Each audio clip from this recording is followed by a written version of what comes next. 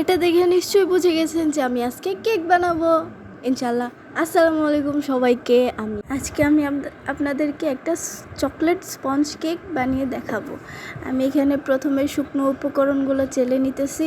শুকনো উপকরণ চেলে নেওয়ার পর ডিমের সাদা অংশ আমি প্রথমে বিট করে নেব, দেন লাস্টে আমি কুসুমের অংশটা দিয়ে আমি বিট করে নেব। দেন আমি শুকনো যে উপকরণগুলো আমি চেলে নিছিলাম ওইগুলো একটু একটু করে দিয়ে দেন আলতো হাতে আমি এগুলোকে মিক্স আপ করে নেব। মিক্স আপ করে নেওয়ার পরে এই যে কিছুটা কালার এরকম হবে, দেন চকলেট এসেন্স দিব। আমি এখানে একটা মোল্ড নিছি, মোল্ডের মধ্যে আমি ভালো করে এখানে ঢেলে নিব। ঢেলে নেওয়ার পর তারপরে 20 সেকেন্ডের জন্য সেট হওয়ার জন্য আমি রেখে দেব। হয়ে গেলে আমি যে চুলা আমি আগে থেকেই আমি প্রি হিটে রেখে দিছি 5 মিনিট আগে থেকে। এই যে এটা আমার গরম হয়ে গেছে। গরম হয়ে যাওয়ার পরে আমি এটাকে হিট দিয়ে রাখছি। তো আমি এখানে ঢাকনা দিয়ে একটার উপরে আরেকটা ঢাকনা দিয়ে আমি 20 মিনিটের জন্য আনুমানিক রেখে দিব।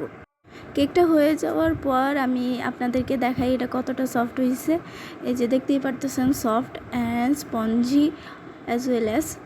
তো এটা দেখতেই বোঝা যাইতেছে যে এটা কতটা স্পঞ্জি হয়েছে। অন্যদিকে আমি ক্রিম নিয়ে নিতেছি, হ্যাভি ক্রিম। এখানে আমি কেকটা আমি স্লাইস করে কেটে নিছি।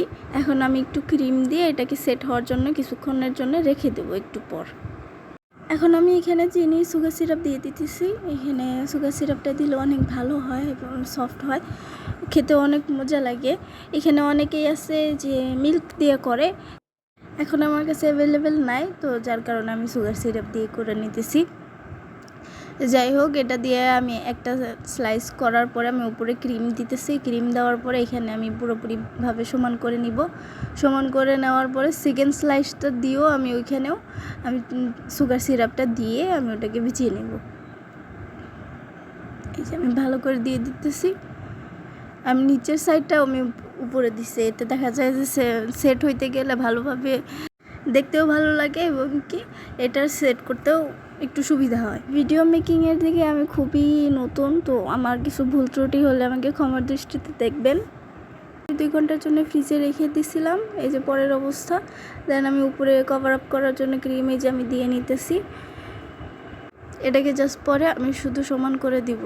এইভাবে দিলে ক্রিমটা চতুর্দিকে একদম সমানভাবে লেগে যায়, এই জন্যে খুবই ইজি হয় কাজটা করতে, একেবারেই স্মুথ হয়ে যায়।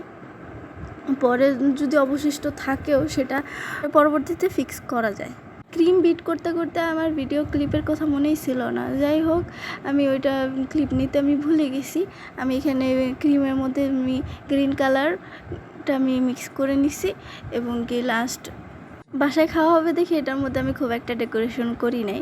লাস্টে আমার হাজব্যান্ড আবার বলতেছে যে এরকম আছে, খালি খালি লাগতেছে, আমি উপরে চকলেটের গানাশ দিয়ে আমি উপরে আমি নাম লিখে দিই, তাহলে খুব ভালো হবে। আমার বাচ্চা কাচ্চারা সেগুলো দেখে এনজয় করতেছিল আর পরে ও নাম লিখতেছিল। তো যাই হোক, আজকের মতো এইখানে। আল্লাহ হাফেজ, টাটা।